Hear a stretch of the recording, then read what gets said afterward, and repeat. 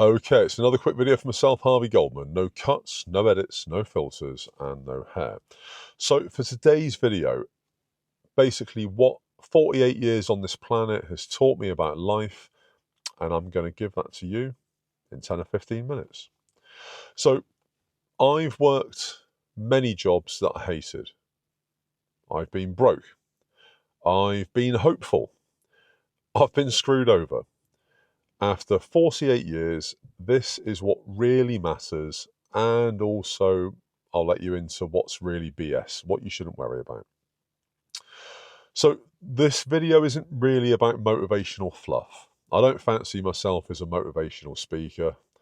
It's about the real lessons that you only learn the hard way. And most people only learn from cocking up, from bills, from breakups, from burnout, from broken promises, and maybe from a couple of small victories along the way. So here we go. Point number one.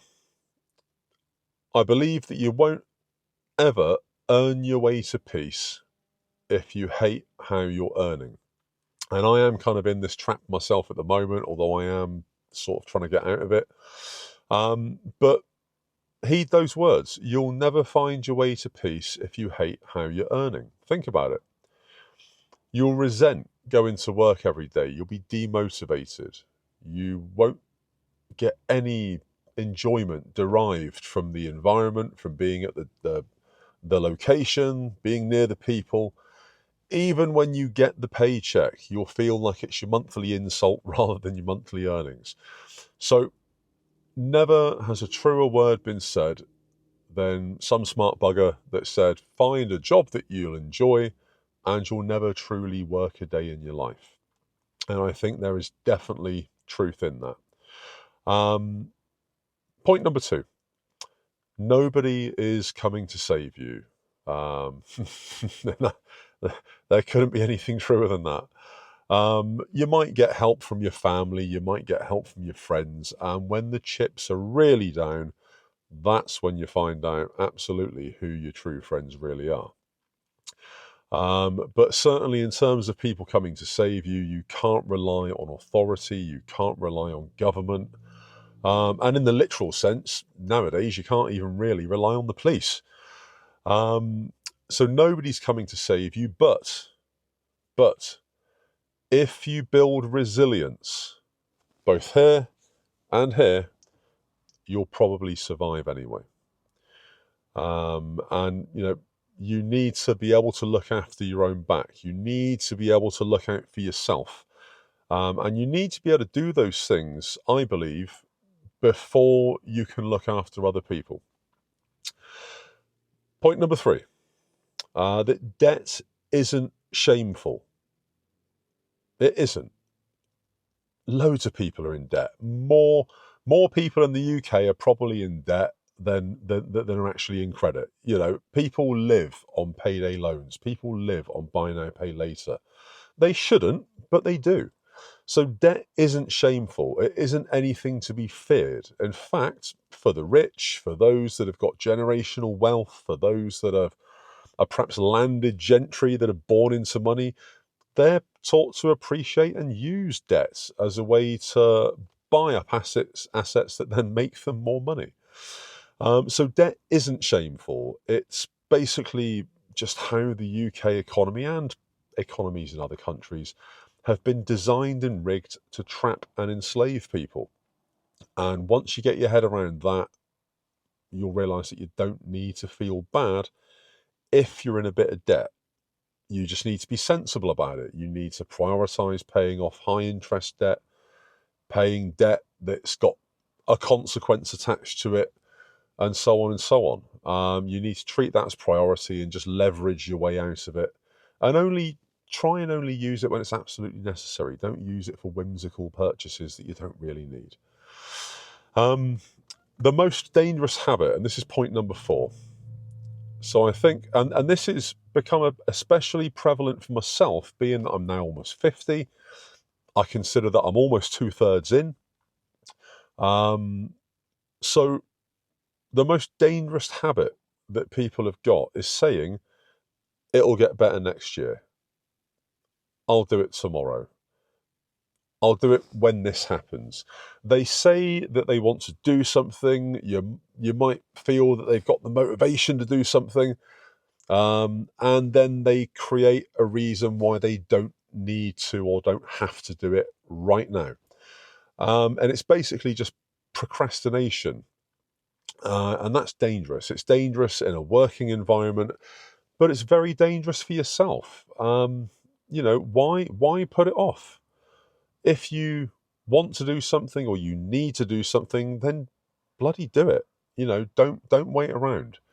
Time waits for no man or woman, and yeah, you know, it's a dangerous mindset. It's a mindset that will just keep you trapped.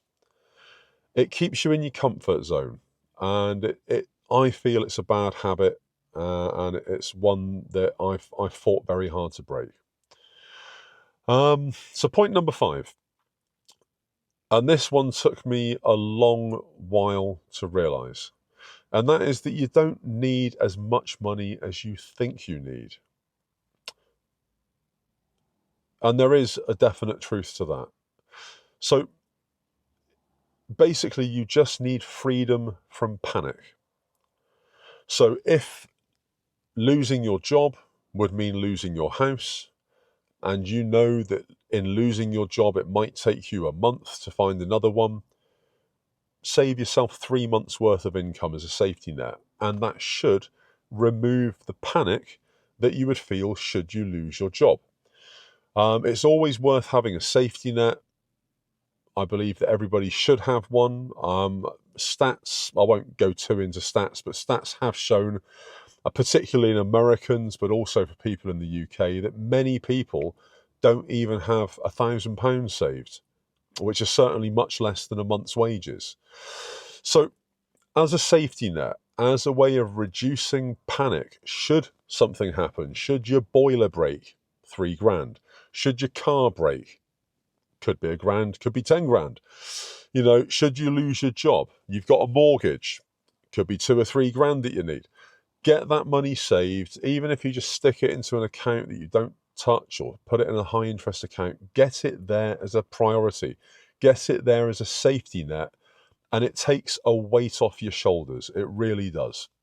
And it's not to say that you need to save, because saving with no purpose, to be honest, is pointless. It's pointless just stacking, 30, 40, 50,000 pounds in a British bank account, because the interest is crap. Inflation just kills it. But you do need a safety net. So a couple of £1,000, maybe £5,000 would buy you that freedom, and just leave that in the bank and don't touch it. And that's definitely a help. And it's helped me in my life. So, for example, I broke a guitar the other week. The guitar that I broke was about 1,200 quid's worth. It wasn't broken through carelessness. It was broken through just being old, and it had reached the end of its useful, serviceable life. It really would have cost more to have brought it back from the dead than it would just to have bought a new one. Luckily, due to some extra work that I'd taken on and everything else, I was able to go out and buy another one without credit, just buy one for cash. I did. I felt a bit guilty about spending the money, but it was there. I needed it.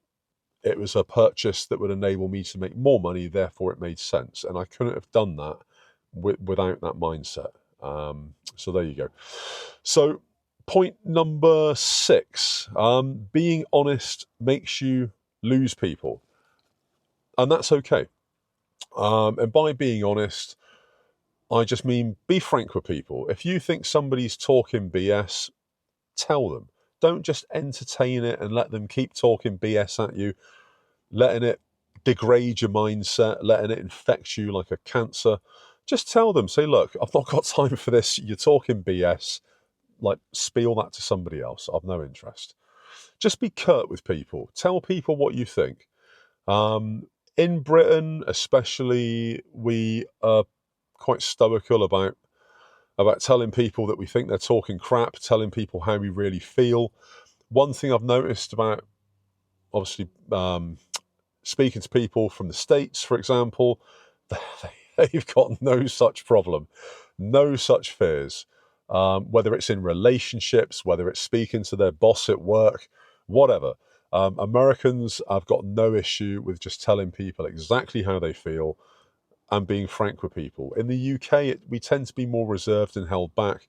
But it just creates aggro further down the line. You're much better just telling people how you feel, explaining how you feel, and just leaving it out there. And that's it. And if they can't deal with that, that's their problem. It's not your problem. So there. Be frank with people. Be honest. Point number 7. And this, again, is something that's happened to me. I got custody of both of my children when they were about 7 and 8 years old. I had full custody as a single dad. Brought them up from that age. And that is that you can rebuild at any age. It doesn't matter. Just because something life-changing happens in your 30s or your 40s or even your 50s, whether it's you have a kid, you become custodian of kids, maybe somebody relevant to your life dies, whatever it might be, you can rebuild at any age. But, and this is the kicker, the older you get, the less time there are for excuses. Food for thought. Point number 8. The system doesn't care. It really doesn't. The system is just there to keep you on the conveyor belt of paying your taxes, paying into it. It extracts from you. It takes from you. It gives very little. It doesn't give you stability. It doesn't give you ego boost. It doesn't really give you money. But it takes. It's quite happy to take. So the system does not care at all. Correct me if I'm wrong. But generally, if you've heeded the previous points and you've been honest with people and you're selective about who you have around you in your circle and all the rest of it, generally people do. Generally they do. Find those people. Be friends with those people. Help them back. Help them do better. Be better. Have more. And you'll find it's cyclical. And it is very much a case, if people are good people, what you give, you get. And that couldn't be truer. Yeah. So point number 9, final point. Legacy. And again, this has become more relevant since I've gotten older. Legacy isn't really what you leave behind. I don't think it is. Because people get forgotten. Unless you're a president, unless you're a king or a queen, or unless you're a Nobel Prize winner, or Elon Musk, you're going to be forgotten. You absolutely will. Whether it's a generation, 3 generations, or 4 generations time, whatever it might be, you will be forgotten. However, although legacy isn't what you leave behind, it's who you help while you're here. And I think that is the most that we can do as a human being, is find those good people, find those people that we have a real connection with, that we've been honest with, help those people. And that's whether you help them in a spiritual sense, whether you help them in a financial sense, whether you help them just be their life guide or whatever, however you can help them. There are many ways that you can help people beyond words and money. But find a way that you can help those people that matter. And that's whether it's family, friends, or even a complete stranger. Find those people and do what you can. So, what are your thoughts on this? What advice would you give you? Say if you were 50 years old and you were speaking to yourself at 10, 12, 15, what advice would you give? What have you learned in your tenure on this planet? I've been here comparatively, I suppose, a short length of time.